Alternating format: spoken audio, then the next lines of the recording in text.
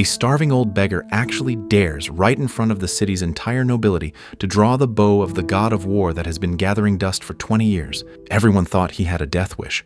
But when the bowstring let out a sharp, explosive crack, everyone present finally realized the massacre had begun. Friends, imagine this.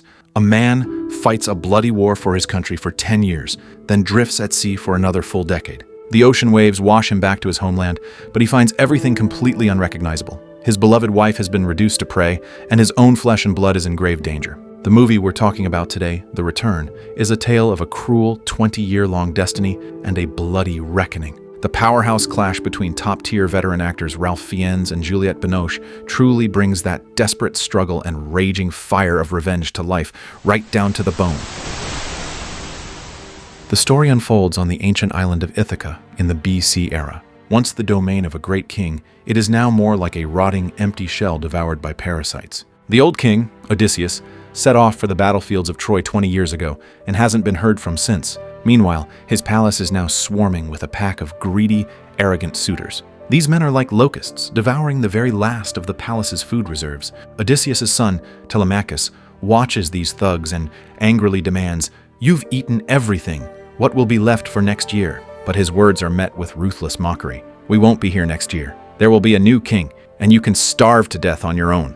These scoundrels don't just covet the throne. They also lust after the wealth of the isolated and defenseless queen, Penelope. In the face of these rogues, Penelope demonstrates an unimaginable resilience. She spends every day weaving a tapestry, telling the suitors that once she finishes this mourning shroud for her elderly father-in-law, she will choose a husband from among them. In reality, however, this is nothing but a desperate stalling tactic. Every night, she secretly unravels whatever she wove during the day. Through this borderline masochistic routine, she painstakingly buys time, waiting for the man who may never return. By now, the island's food has been scavenged bare, and the market has turned into a ghost town. Yet the mob of thugs is only escalating their efforts, pressuring the queen to marry any one of them. If she just made a choice, this entire nightmare would seemingly come to an end. Right at this critical juncture, a ragged, scar-covered vagabond washes up on the shores of Ithaca. He is taken in by a kind-hearted swineherd named Eumaeus. When the vagabond wakes from his coma and asks where he is, "Where am I?" the word he hears makes his very soul tremble. "The island of Ithaca." That's right. This withered old beggar who can't even remember his own face is none other than King Odysseus, missing for 20 years. But he doesn't reveal his identity right away. Having endured 20 years of brutal slaughter and betrayal, he knows the dark side of human nature all too well. The swineherd tells him that there is no king here. The old king left for Troy with his best warriors years ago, and not a single one ever returned. Now, the queen and prince only have each other, enduring the constant bullying of the scoundrels who have flocked in from all directions. Hearing this, a fleeting, barely perceptible glint of sorrow and murderous intent flashes in Odysseus' eyes. One night, as everyone sits gathered around the fire, the vagabond begins to recount tales of Troy. He tells them that Troy was a city impossible to conquer head-on. It could only be destroyed from the inside. Someone in the crowd asks him, "Did you see Troy burn with your own eyes?" He slowly nods, explaining that their king, Odysseus, devised a brilliant scheme. He got himself up as a beggar. Rags. Rolled into the city at night. It was at that very moment that Odysseus conceived the devastating masterstroke of hiding soldiers inside a giant wooden horse. And that's when he thought of it. The wooden horse. Great wooden horse. They'll open the gates and drag it inside.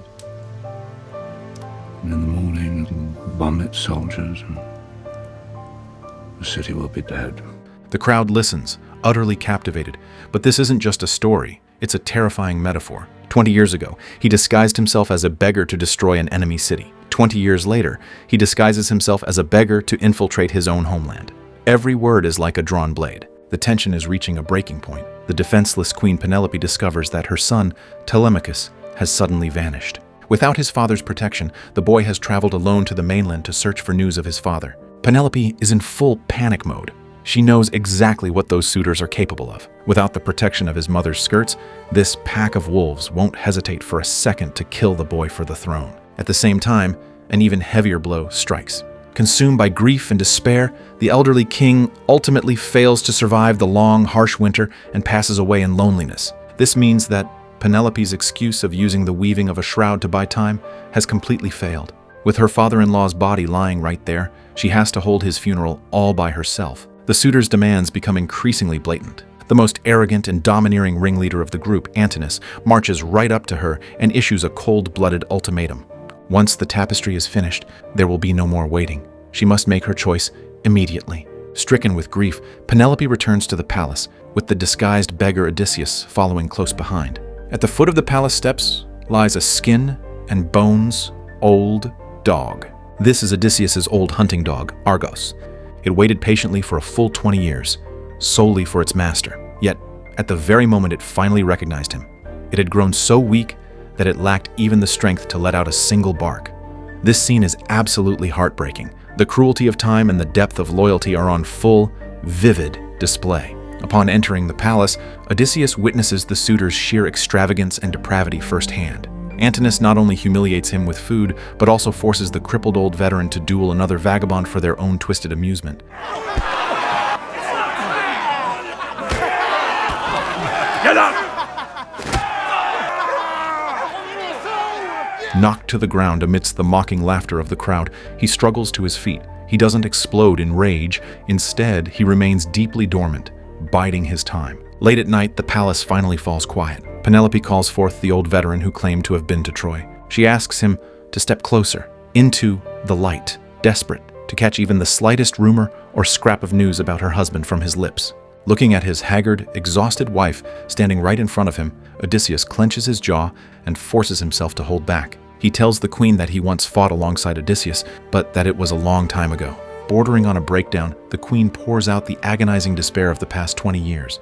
She doesn't understand why men have to fight wars, why they have to burn down other people's homes, or why they leave countless widows and orphans to eke out a miserable existence on a ruined land. Through her tears, she asks the beggar, "Should I marry? Tell me. Put an end to it. Tell me." Just then, a tiny accident occurs. While bathing the beggar, an old nursemaid feels a familiar scar on his leg. It's an old hunting injury from Odysseus' youth. Overjoyed and stunned, the old nursemaid is just about to cry out, "My child, you've returned!" when Odysseus violently clamps his hand over her mouth. With an intensely piercing and oppressive glare, he warns her, "Do not say a single word. If even a sliver of the truth gets out, it's all over." Years of endless warfare have twisted him into a wild beast, constantly primed for slaughter. Just as he told the swineherd, the war is everywhere. Even the sight of a table or a cup can trigger his killer instincts. A boat! The prince is back!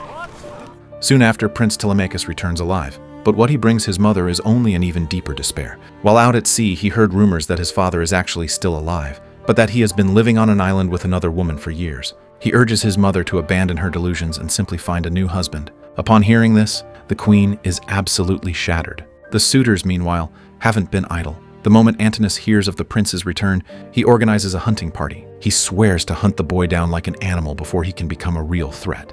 Just as the pack of wolves corners the prince, Odysseus bursts onto the scene like the god of war himself. With swift and ruthless precision, he dispatches the ambushers and saves his own flesh and blood. Looking at his son, whose face is filled with hostility and fear, Odysseus finally sheds all his disguises. With a heavy heart, he reveals the truth. "I am your father." Still reeling in shock, Telemachus stares at the old veteran and screams hysterically, "Let me go!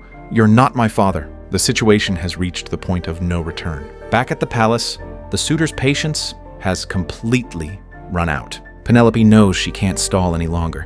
She retrieves the legendary longbow that Odysseus left behind all those years ago. It is not just a weapon. It is the ultimate symbol of power. She publicly announces a challenge.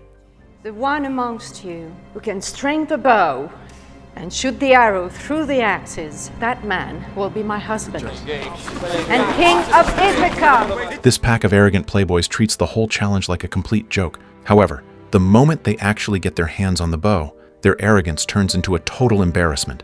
Their faces turn beet red as they strain with every ounce of strength they have, yet the rigid bow doesn't budge an inch. They can't draw the string, let alone bend the wood even slightly. Furious and humiliated, the suitors start cursing, claiming it's a setup, that the queen is making fools of them, and that absolutely no one can draw this bow. Just as the hall descends into chaos, and with Antinous too cowed to even attempt the feat himself, a hoarse voice rings out from the corner. The gentlemen are finished. I thought I might try. It's not every day you get the chance to try the bow of Odysseus. All eyes instantly snap toward the beggar in his tattered rags. Mockery and angry curses fill the air. They all think this old veteran has an absolute death wish. Penelope, however, makes a decision that stuns the entire room. She coldly gives the order. Give the man the bow. The entire hall falls dead silent. Odysseus takes hold of his old companion, asleep for 20 years, and his gaze instantly turns razor sharp. Without a single second of hesitation, his arms surge with immense power. The bowstring goes taut, and the massive bow, declared impossible to draw, bends in his hands like a full moon. Like a bolt of lightning, the arrow flies, passing flawlessly through the sockets of 12 axe heads. Before the suitors can even recover from their absolute shock, judgment falls upon them. Odysseus gives them zero chance to catch their breath. Tearing away his beggar's disguise, he transforms into an avenging spirit straight out of hell.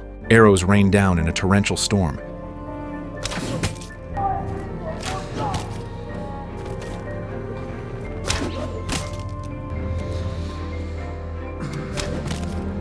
Absolute panic grips the suitors. They scramble frantically around the sealed hall like cornered animals. They scream and rush the doors, only to find their escape routes have already been sealed shut. The once incredibly arrogant Antinous is now scared completely out of his wits, cowering and shivering in a corner. Yes! You're his! Yes! We can all get some of... For Odysseus, these 20 years of a ruined kingdom and a shattered family must be paid for in blood. This is absolutely no fair fight. It is a one-sided, brutal massacre. Every single arrow Odysseus fires carries 20 years of pent-up, monstrous rage. Even when he runs out of arrows, the slaughter doesn't stop. By the time the final scream echoes through the palace, the entire hall has been reduced to a suffocating bloodbath. As the fires of vengeance die down, what's left behind isn't sweet satisfaction, but an incredibly oppressive sense of sorrow. Young Telemachus stands amidst the pools of blood, staring at his father, who now looks like a god of death. The boy's eyes are filled with fear and alienation. Unable to accept a father with hands so drenched in blood, he ultimately chooses to walk away in silence, leaving behind the death-soaked palace. In the bedchamber, Odysseus and Penelope finally stand face to face. But what lies between them now is no longer a boundless ocean, but 20 years of lost time and blood that can never be washed clean. With deep, agonizing sorrow, Odysseus looks at his wife. Would you still love the man I had become? This sigh truly pierces you right to the heart. The glorious king died a long time ago in Troy. What came back is merely a deeply scarred survivor. But the film's ending grants us an incredibly restrained, quiet warmth. Penelope doesn't pull away. She embraces this broken man. She says, "We will remember. And we will forget together. And then we'll live. And we'll grow old. Friends again." Friends. The Return takes an ancient legend and films it with a profoundly realistic, heavy, emotional weight. It strips away the glamorous facade of heroism, forcing us to look at the indelible, traumatic scars that war leaves on humanity. If you've ever gone through the darkest moments of your own life, you just might find a sliver of resilient strength in this 20-year journey home. That's a wrap for today's deep dive. I'd love to hear your thoughts in the comments section below. Don't forget to like and subscribe so you don't miss out, and I'll catch you in the next movie review.